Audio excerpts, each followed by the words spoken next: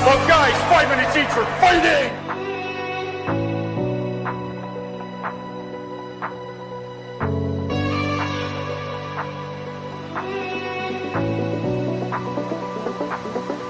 All right. Here we are again. Episode number 12 of the Three Hell Podcast. My name is Nolan Rasmussen. All of my co-host, Caleb Crouch. Another great guest on today, Crouchy. How are we feeling today? Feeling great. Good to be on. A couple of technical difficulties there, but we're here and we're ready to roll. So yeah. What would one of these episodes be without some technical difficulties and ended up recording 20 minutes later than we were supposed to? And at least we didn't have to reschedule it 5 times like most of the time. But yeah. But yeah, we got our 11th guest on out of 12 episodes. It's pretty good progress. So today's guest is really from New Jersey. He grew up playing hockey down there in that area. Ended up moving up to New Hampshire to play his junior hockey and played collegiately at Buffalo State University. Since then, moved back to the area of New Hampshire and is the head coach of the EHLP, now USPHL Premier New England Wolves, if I'm pretty sure that's correct. Former coach of mine, the man himself, Andrew Trimble. Coach, how are we feeling today? Good. Thanks for having me on, Nolan and Caleb. This will be a fun podcast. Good to catch up with you guys a little bit, and absolutely excited for more some Three Hell stories, guys. Yes, sir. Yeah. I appreciate you coming on for sure. Of course. Well, nice. You guys, the 20-minute delay. I am 46 years old, going on about 76, so it's like that 20 minutes cuts into my nap time, So, but I'm if I got to be somewhere, I'm glad to be here. Absolutely. I'm sorry we cut into your nap time. So no worries. Raz, you want to get it kick-started here? Yes, sir, we can. All right. This is the question we ask everybody, but how did you get started playing hockey as a kid, and how to take us through your whole career path and kind of where hockey took you? Sure. So I'm originally from Manasquan, New Jersey, which is a Jersey Shore town. It's about 15, 20 minutes from where they used to film that TV show down in Seaside Heights. So it's that kind of part of the country there. My grandfather worked for the New Jersey Devils for 25 years. He was the head of the off-ice officials, and he was involved in junior hockey in the formation of the Metropolitan Junior Hockey League, which was a great destination for kids on the East Coast for 30, 40 years up until about 2015. My father was a hockey coach as well. He played college football at the University of Bridgeport. And then he coached all over the Jersey Shore and coached high school and college and all that kind of stuff. So I grew up in a hockey culture, and I grew up playing, in New Jersey for the Brick Hockey Club. I played for my high school at Manasquan High School. They didn't really have as much junior hockey back then. So after high school, I got an opportunity to play up in New Hampshire for what was called at the time the Laconia Leafs. It was the first year they ever had a team, and we had a really successful year and had a good team. We beat, at a kind of an independent schedule against Eastern Junior Hockey League teams. There wasn't, the EHL, there wasn't the USPHL at that time. It was a very different landscape. So we played a kind of a combination schedule of Canadian prep schools and, Eastern Junior Hockey League teams and even some college teams. We actually beat Plymouth State. But Plymouth State was very different then. It was, they weren't quite at the level they are now. And then from there, I went to SUNY Buffalo State.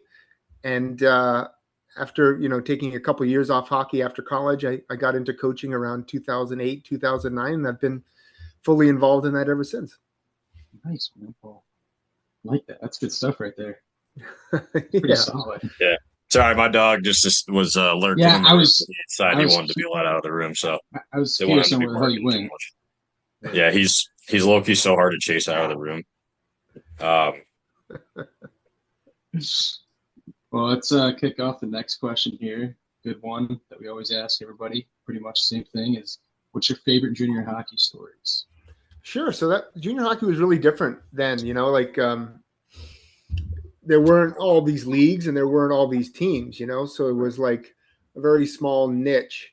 And, we played, like I said, we played a kind of an independent schedule where we were going up to, Canadian, tournaments and Canadian prep schools, playing a lot of them, and then also playing all over the Eastern Seaboard.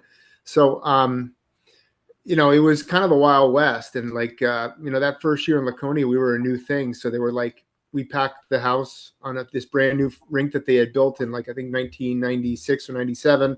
I played there in 1998. So it was like this thing was coming to town, and it was a good level. And we got a lot of fans for the games. And, there was 3 or 4 fights every night. It was an interesting situation. We had a guy, Brian Royce, who legend has it was like was a borderline Division I kid, but he had gotten into some kind of altercation with his girlfriend in high school, and there may have been some charges against him, but he ended up playing for us, and he was a good, like probably our number 1 defenseman. And I remember he got into it down in Connecticut somewhere with this kind of melee that happened, and our coach at the time jumped like off the bench and had to throw him in the locker room and basically like restrain him from killing somebody. But I enjoyed Brian Royce's company. He was a good guy. At the end of the day, he was a good guy. Yeah, for sure. For sure. What about you guys? Nolan, what do you got? What are some Laconia stories you can tell me that I don't even know about? Oh, geez. I didn't even think of that. Can I tell a favorite memory of something you said as a coach? Sure. I was thinking about this earlier. So we're doing this film set. My freaking dog, man. Billy, shut up.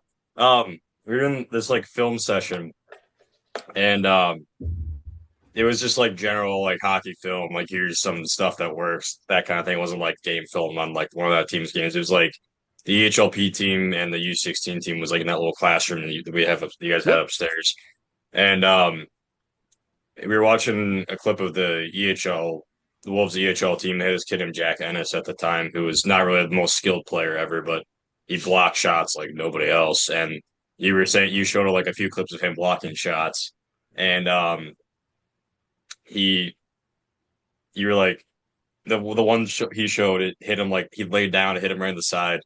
And you were kind of like subtly chirp guys during film sessions. It was I thought it was pretty funny, but turned that kid, Ari Swift, who was like youngest kid on the U16 team, and you're like, no, it's funny. And you go, yeah, sometimes you gotta take him in the pants like every Saturday nights, and that kid without skipping a beat says to you, yeah, with your wife, and I was like, ooh, can't say that, and you got pissed, and I remember I was leaving the rink, and the whole U16 team was just running laps for like the next hour because he said that. And yeah. Well, hopefully she's listening to this, because you can't say that.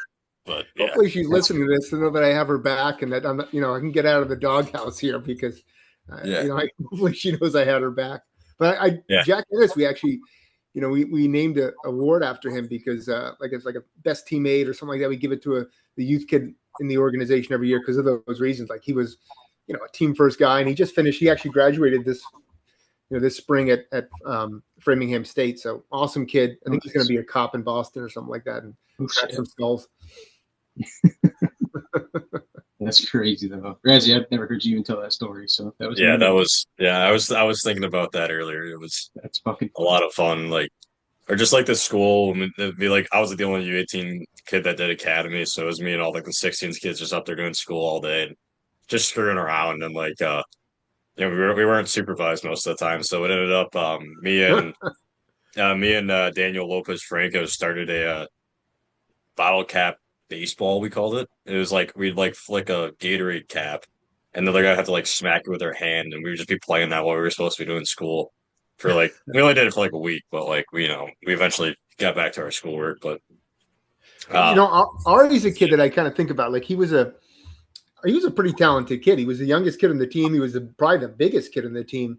But like his skating, he was a good skater. He had a good release, but he was just kind of awkward, and he kind of like didn't, whether one year he played D, the next year he played forward. So he never kind of figured it out. But I always like, if Ari's listening to this, it wasn't personal. I just had to defend. You can't say that about somebody's wife. That's an insane. Yeah, it was funny, but like I'm wild. like you can't say that. That's just crazy, man. And I'm pretty open to like any kind of shots anybody wants to take at me. I like giving it back and giving it forth. Yeah. But there's a line, There's a line with chirping you just can't cross. Yeah, He definitely crossed it.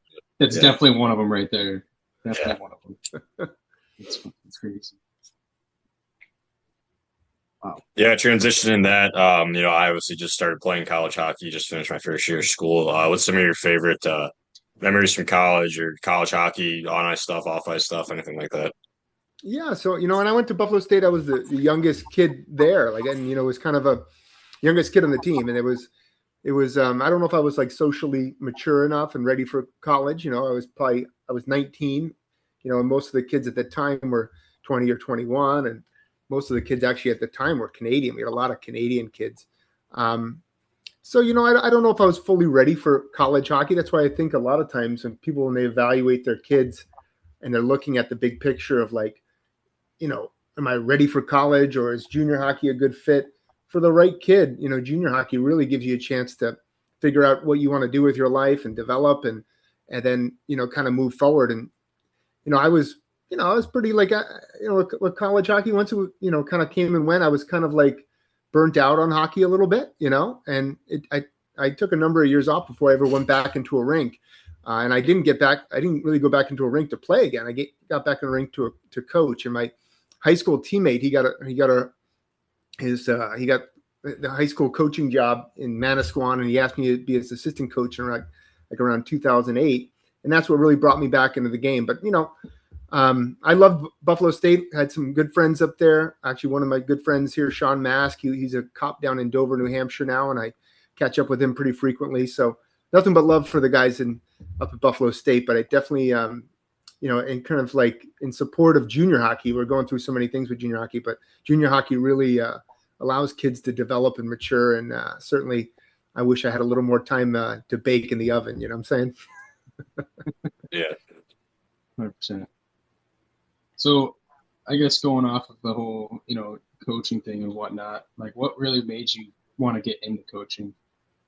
What's the story behind that? So my buddy, his name's Jim Fagan. He was a goalie, growing up, and was a goalie for our high school team. And I was working in, I think at the time, either Philadelphia or maybe in New Jersey, but I was working in finance, and I was, I had a career, and hadn't been in the rink, and I wasn't really interested in playing men's league or anything like that. But Jim said, I'm taking, he was like 26, 27. He's like, I'm taking this coaching job on. It's a big rebuild. I'd love to have you coach with me. And I said, sure, let's do it. And actually had to, find my skates type of thing, and get back out there. But once I got back out there and I started to really integrate with the kids, it was like, this is where I'm supposed to be, you know what I mean? And I just started to wean myself from a full-time job in finance to now coaching. And there was periods where, I think 2009, 10, I got my first head coaching job coaching high school in New Jersey. And I would go like in the winter, I started to get some private lessons. Actually, Nolan might know one of the kids, this kid, Declan House, who, was up there around the time when you were up there, Nolan. He was a private lesson kid of mine when he was like 8 or 9 years old in New Jersey. And we would do every Wednesday morning at like 6 a.m. And then he would go to school and I would go to New York and I would go to work. And then at 4 o'clock, I would take the PATH train and get back into Jersey City. And I'd go coach high school on the ice at like 5 o'clock. So it was full days, but it was a passion project. And it never felt like I was actually working. It felt like, it just felt like that's something that you wanted to do. And that first year with coaching high school hockey in New Jersey, I coached a high school team called Jonathan Dayton High School, and they hadn't had a winning season in like a long time. They had 3 wins for like multiple consecutive years, 3-20 or whatever it was. And we ended up winning like 12 games and making the New Jersey State tournament. And it was kind of a fun story to kind of turn around this kind of like Bad News Bears type thing. So that was kind of the launching pad for me to do more of it. And then I started doing clinics and camps and grew in New Jersey before I eventually moved back up to New Hampshire. Nice. So I also was looking up on like where you were coaching and whatnot, and I saw that, you're a franchise owner, GM, and a head coach. I guess like how do you manage, all that, like with the franchise and like being the owner there, or GM plus head coach? I guess like walk us through that a little bit too. Yeah, so junior hockey, obviously you guys, you've lived it, the junior hockey is different. It's not a normal business. when you go into a season, you don't really know what your revenue is going to be. So it's tough to build off a budget sometimes because, especially if you're like me, like a coach owner. So Nolan knows Tim Kuhns, and he and I are co-owners of the Wolves, but we don't own the rink. So when you own the rink, it's like you can control your expenses more because if you're practicing during the day, basically your ice time's for free. But then managing expenses beyond that, like your uniforms and equipment and travel budget and all that kind of stuff, is a little bit different. But here on the East Coast, it's pretty easy to regulate the travel because there's a lot of very close proximity teams. It's not like out west, but we are not rink owners, so we have to pay for our ice. So it's a unique business model in terms of that. And I always had an interest in getting involved in like owning a junior hockey team because it may sound weird, but I love coaching. I love what I do as a coach, but I didn't want my what's the right word? I didn't want my future to be decided on the performance of 16, 17, and 18-year-olds. You know what I mean? Yeah. Like I didn't want to get fired just because my leading scorer got hurt or something like that. You know what I mean? And we had a bad season. So I wanted to be involved with the recruiting and the management and kind of create a unique experience. And I think we've done that in New Hampshire. Like our program is a unique program in the junior hockey space. We do a lot of like community service. It's from a small town. We have kids in billets instead of dormitories. It's more of a traditional junior hockey model. And I'm proud of that. And I know Tim is on board with that and proud of that too. Nice. Very nice. Yeah. I figured I just asked that because I saw that. So I was like, I gotta get the question out there and see. Yeah. So we never had anybody on here with, like franchise owner, plus GM and head coach, like stuff like that. Like obviously head coaches and stuff, but nothing as big as that. So I figured I'd, well, the GM stuff for a junior hockey franchise that outside of the USHL and the North American League, when you have drafts and things like that, it's the GM thing is kind of like a floating thing. It's not necessarily like, we have a budget, Tim and I, and we work together on our ice expenditures and when we want to practice and things like that. But like, I'm not preparing for the draft or anything like that. Yeah. There's not that kind of stuff going on. It's really about recruiting players, signing players, and then having them play for your team. And I like doing that. I like recruiting. I like talking to families, and it's never been like a thing where, that I was intimidated or didn't want to do that. I think my career background prior to junior hockey gave me a lot of skills for that. 100%. Razzie, I saw you were about to say something. Go ahead. Yeah. Obviously, the Wolves were within the EHL and the HLP umbrella while I was playing 18U there. You guys also just recently made the move over to the NCDC USPHL Premier. What went into that move? What kind of made you guys want to, if you can't talk about it, we can skip over. Obviously, I get there's maybe some stuff that, might have been off the record, might be needing to be off the record, but what kind of went into wanting to move over there and switch leagues essentially? Yeah, so it's a lot of those things get personal. It was a pretty salacious email that went out about us that was not really the full picture of what our program is about. But at the end of the day, really the decision making started in the fall. In the fall we were looking around and we had a number of the EHL is only 18, 20 teams, and you had between 10 to 15% of the EHL not field teams last year. Like you had Vermont not field teams. You had the Boston Junior Eagles not field teams. You had a handful of others. And then at the premier level, which I generally coached at, you had a lot of our travel partners now either go defunct or sell down south. So like Vermont didn't field teams. Adirondack, which was in our division, got sold down to Atlantic City. Valley didn't field a team. So, and then, the previous year you had the Boston Junior Rangers, the Boston Junior Terriers, the Worcester Railers, and the Seacoast Spartans, who are all within our division. They left for the NCDC. So now we're sitting here as the northernmost team, basically on an island.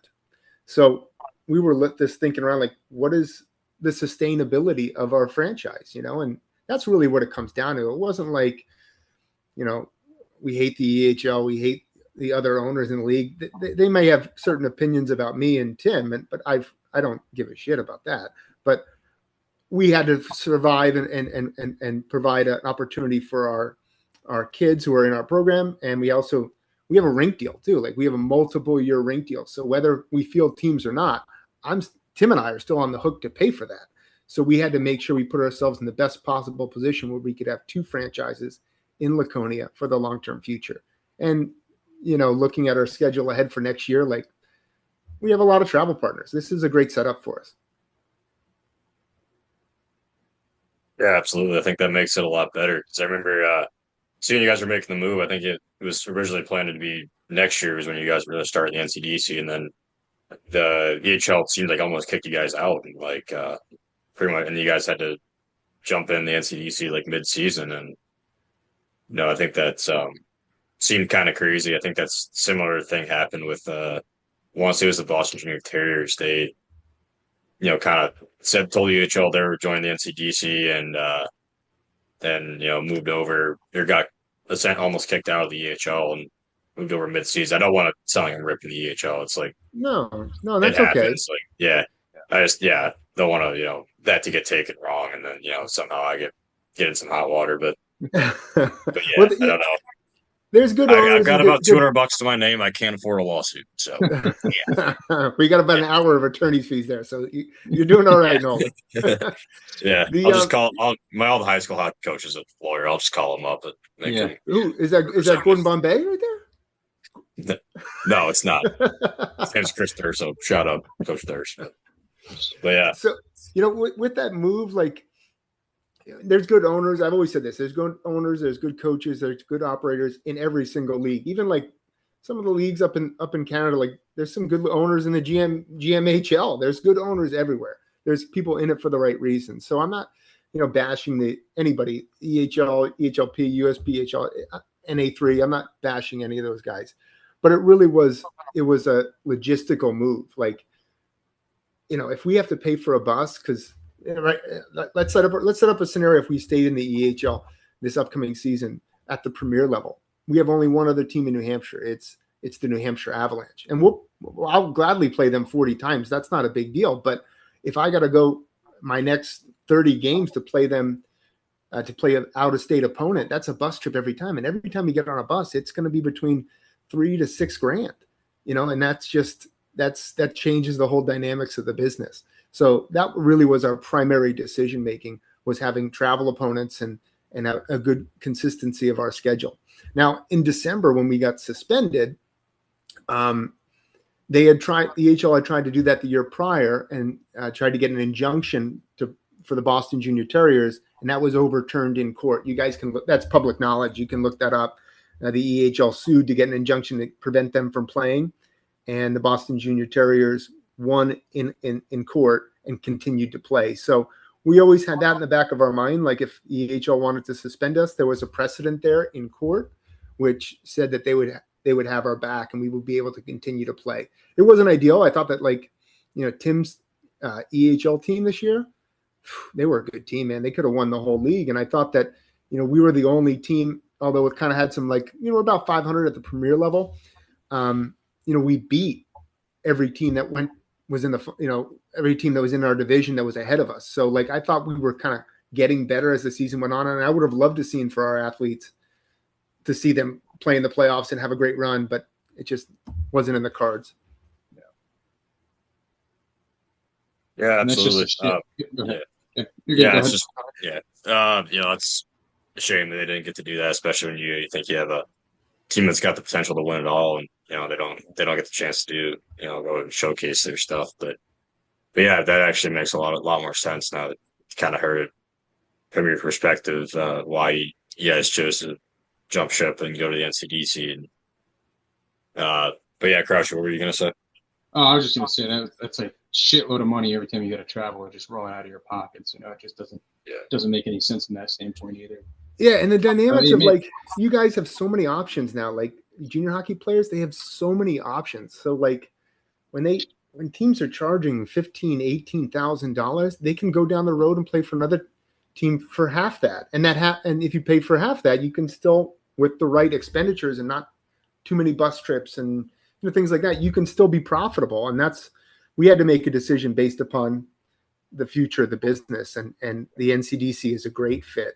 I mean, we have so many good Massachusetts opponents, and we have Northern Cyclones up here. We have the Canadian division, which we played at the end of the season.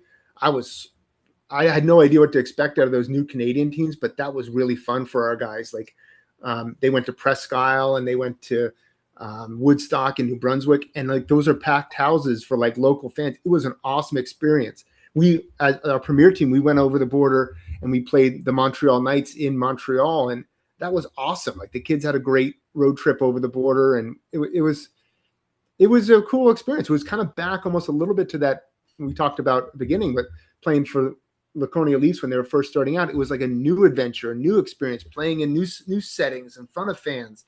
And although the kids didn't get to compete in playoffs, our commitment numbers went up from 24, 25 to 25, 26. We had more commitments to NCAA hockey this year. And we have a lot of kids. Most of our kids are all returning in terms of who are coming back. So like it was a win-win all around. Razzie, what else you got here, bud? Yeah, one of the questions we had was, you're obviously a coach. You got to recruit. You got to build your team. You got guys that you draft, so you got to bring new guys in. You met some guys that decide not to return, so you got to replace them as well.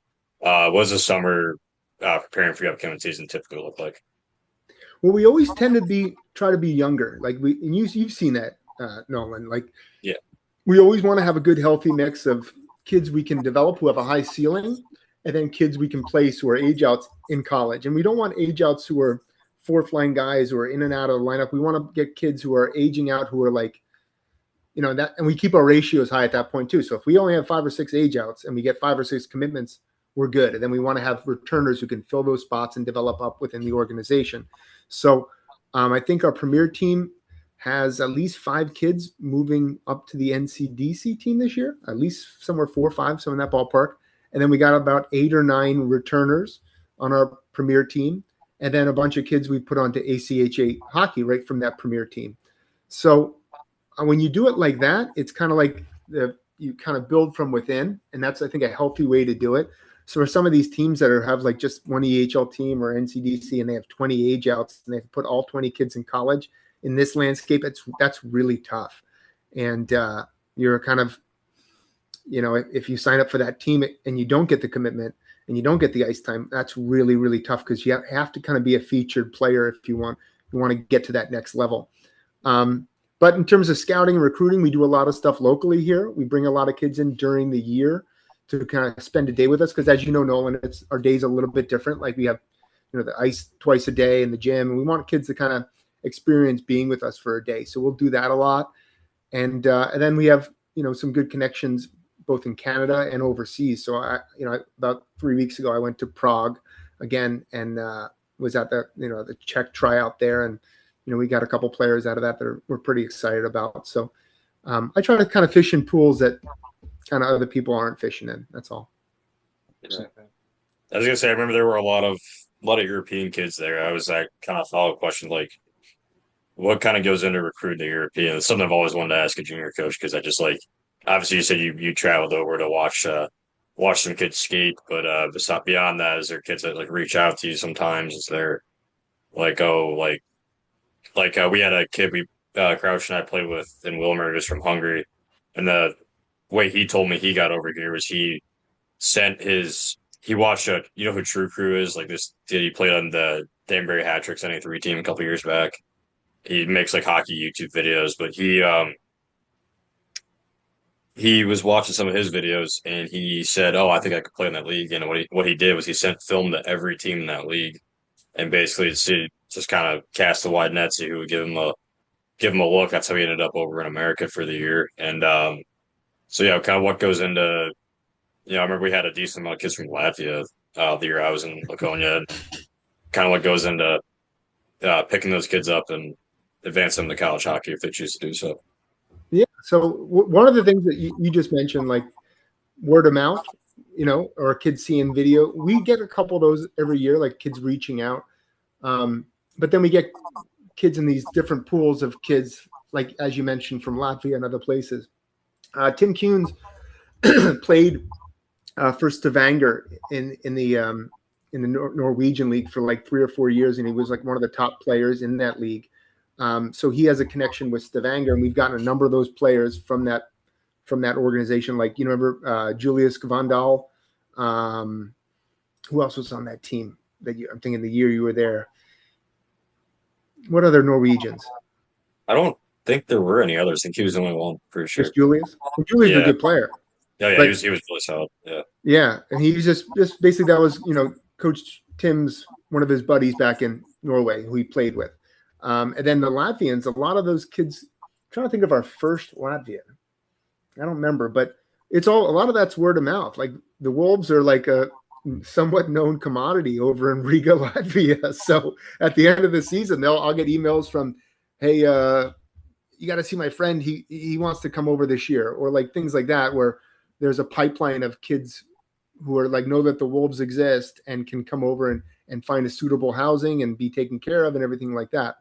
With the Czech and Slovakian kids, that's because, I've gone over for about 5 or 6 years, right, to Prague, and I've developed a relationship with a coach out there, and he runs a camp every year called the Czech Tryout Camp, and it's me and a handful of other coaches, and we look at the best players and we kind of divvy them up and see what organization's a good fit for their needs, and we kind of build from there. So it's a kind of a lot of different avenues we get those players, but they're all kind of unique in their own way. And honestly, the Latvian kids, as you know, like they're the best kids in the world. Like I'll take any They're the funniest kids for sure. Yeah, Definitely good kids, man. Anybody overseas, really. Yeah, I mean, I guess they're always some interesting characters for sure. Yeah. And the thing is, they all like really value being here. Like they come over and it's like, wow, I really, this is a cool new experience, but I'm on the ice all the time. We had a kid, I'd probably be like 2 years before you were there, Nolan. This kid, Dima, his name was Dmitry Nahorny. He was from Belarus, and I got him from that Czech tryout camp. And I think like he slept at the rink some nights because he was just like, he just appeared on the ice. He would like, Coach Keens would have a practice, EHL practice. He would just appear on the ice. And then we have a 16 practice and he'd be out there for that. And then I'd go for like coaching the U10s and he'd be on demonstrating a drill. And it's just like, he loved being on the ice. And that's one advantage that our program has, is we have a lot of ice time for our kids. And if you want to skate more, you can definitely take advantage. And a lot of the Europeans love taking advantage. Yeah, absolutely. Yeah. They will never get off the ice, I swear. Those kids will literally go all day long. Yeah. Absolutely. It's actually crazy. What is your best coaching stories like overall in your lifetime? Like, doesn't matter where, just give us a couple sure that you can tell. Trying to think. I've had a lot of like cool, fun stories that like we like I said, those bad news bear type situations where like either Jonathan days in high school, we turned that program around, or my first year when I was coaching in New Hampshire, I coached with the Leafs for the first 1 year I was here for there. And then I coached a high school team, and same type of situation where we hadn't had a winning season in 10 years. And we ended up going to the state semifinals my first year. And that was like really a fun experience at Kingswood High School. And I coached there for 2 years before getting a job with the Wolves. But I'd have to say, like, maybe my first year with the Wolves, we started off, we won our first ever game against the New Hampshire Junior Monarchs in like an epic shootout. It was like 8 rounds or something like that. But then we kind of hit a funny spot, and we ended up being like 3-8 at kind of the, end of October mark. And, the Leafs, their last 10 years or so, didn't have a ton of success. So, there was some whispers that it's kind of like the same old Laconia junior hockey. But I brought in this life coach, and she met with the team every single week. And all of a sudden, like, we started to have like some success, and we would get on 2 or 3 game win streaks. We might lose one, but then we'd win 4. And we ended up finishing like second in the league and making the playoffs and having a good year. And that was kind of set our course to like, okay, we can do junior hockey here in Laconia again, and we can build off the right things and we can make it happen. And a couple of years after that, we won the championship in the EHLP, and we, been a top team ever since. So it's been a fun journey for sure. No, absolutely. Oh, I do have one funny story. I got one funny story. So I do these camps in the summer, right? And they're little kid camps. So like, average kid is probably 12 years old.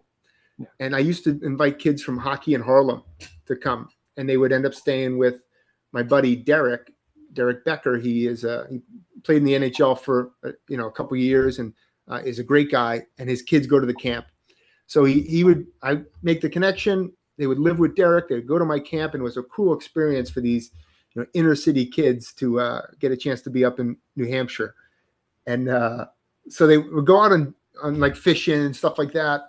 And one day I'm getting the kids dressed in the locker room. I forget the kid's name, but there was two of them.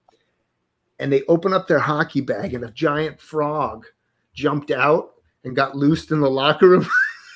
No shit. And it was just chaos in the locker room. Like 30 kids freaking out. Some girls losing their mind. Frog jumping all over the place. That was a funny camp story. That's awesome. Yeah.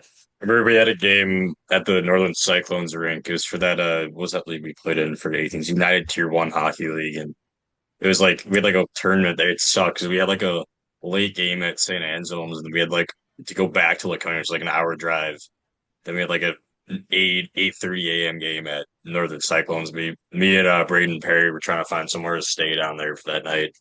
We couldn't, and so we just go back, and early game, like I was running on like 3 hours of sleep, so I probably like one of the worst games I've ever played. But anyways, there was this mouse like running around the locker room before the game, and I remember Oakland Courier just like throwing his shoe at it, or like we tried to throw a trash can on top of it, and we like could. I think someone got it eventually and took it out, but yeah, it was just like, yeah, we just added. Was that the year where there was like at the Cyclones there was a huge melee? Like there was like a big fight with the rich kids. Oh yeah, that's a good Laconia story. Yeah, I'll tell that one real quick. So there's just twin brothers on the U16 team. They were twins, right? I think. Yeah. Yeah, okay, that's what I thought. Zach and Alex Rich, and our U18 team, like our full roster, we only had like 3 lines of forwards and like 5D, so we would call kids up from U16 whenever there wasn't a conflict usually. And so those two were playing with us for the weekend because U16 had the weekend off. And we were down at Northern Cyclones, and we were just getting pumped. It was like 6-1, and like we would play like halves instead of 3 periods sometimes for like some of the leagues we played in, which I didn't really understand. But like I think for like a tournament, like that makes sense, a little more practical of a way to play. But regardless, it was like the second half, not the second period, like hockey usually is. We're down 6-1. We're just getting pumped, trying to get out of there. It was a really chippy game. I think we were already on like the kill, or it was like 3 guys in the box for each team. But so Alex is out there on the penalty kill. He gets the puck, skates out to the blue line, dumps it in, and just he's just going for it. And I'm watching like he's gonna run the goalie, isn't he? And then sure as heck runs the goalie. The goalie reverse hits him insanely hard. He falls down. The goalie gets up, like flexes a little bit, and like, he just a whole huge fight breaks out. We had like 2 or 3 guys come off our bench to join the fight, and eventually OC, our goalie, like goes down there and joins it too, and like we get out of it. Braden Perry skates away with their goalie's glove because he claimed he thought it was OC's, and then their goalie caught with his right, so like. It couldn't have been. And so they're all complaining about, oh, he's got our goalie's glove and like this, that, whatever. It was already a really like chippy, out of control game to begin with. So their coach starts yelling at the refs, like, hey, you got to control that. Like, this can't be happening, that kind of thing. And so Coach Lou starts yelling at the refs back and forth. Or sorry, it was the other way around. Lou started yelling at the ref for not having control of the game. Cyclones coach starts yelling at Lou. He's like, hey, like, how is that his fault? Your player just ran our goalie. And like Lou's just like losing it, and he's like yelling at the guy. There's like a screaming match going back and forth. The refs had to get in front in between them, and it was just absolute crapshoot to get out of there. I'll tell you a story about Lou. So Lou is he's a former veteran, and he's on the fire department here in Laconia. Wonderful guy. So he comes up to the office after the game, and Tim and I are standing there. I don't know whether it was the next day or and he's going on and painting this whole picture, and he's got it on his phone, and he's like showing it, and he's like, that kid, he hit him first, the goalie, this and that, and we're watching this thing, and like like Alex Rich like skated from the red line to try to hit the goalie. And like Tim and I are being quiet and just letting Lou just rant. And then he leaves the office and Tim and I are like, I don't know what he's complaining about. That was a penalty. Yeah. Good old time for the goalie. Yeah, but Lou kind of yelled at the team, mainly at Alex actually after the game, like, hey, like, what the heck, man? Like, we can't do that. But it's obviously more of like there's a few swear words involved, and like he was just screaming at him. And eventually he kind of cooled down. He was obviously, as you mentioned, he was a military veteran. He sent a text to our captains that got shared within our team group chat, where essentially he was like, I was proud of you guys that you stood up for him after that all kind of happened, and like kind of related to how he saw guys like lay their lives down for the guys that they were serving within the military when he was there. So like, I think it was all like, obviously it was heat of the moment. That was, pretty dumb thing that Alex tried to do, but it was, kind of, it makes for a good story about, 4 or 5 years later, but for sure. Yeah. And Lou's intentions were always, protect you guys first, for sure. Yeah, for sure. I would have loved to see him and the Cyclones coach start throwing hands. That would have been all the time. He would have probably been banned from USA Hockey for a year at least. But yeah, I think the whole organization might have been. Yeah, that might have gotten us in some hot water, but yeah, that would have been fun for sure. Well, Razzie, what else you got here, bud? I got nothing. I got a men's league game I got to get to, so I think we should wrap her up. Shit. Coach, that's right.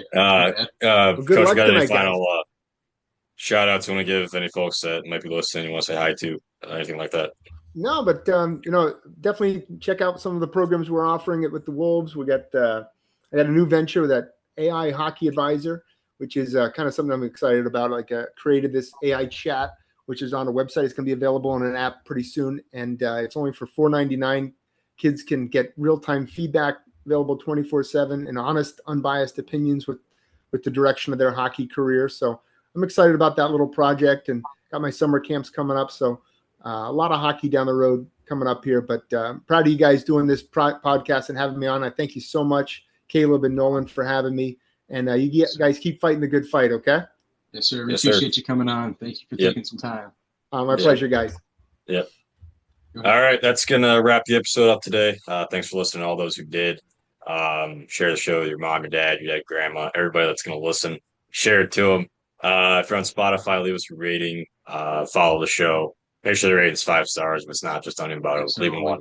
Also, their YouTube, if you're on that, like, subscribe, send it to your people, or repent, believe the gospel. Everything that's good, do that. This has been episode 12 of 3 Hell. We'll see you next time. Peace out.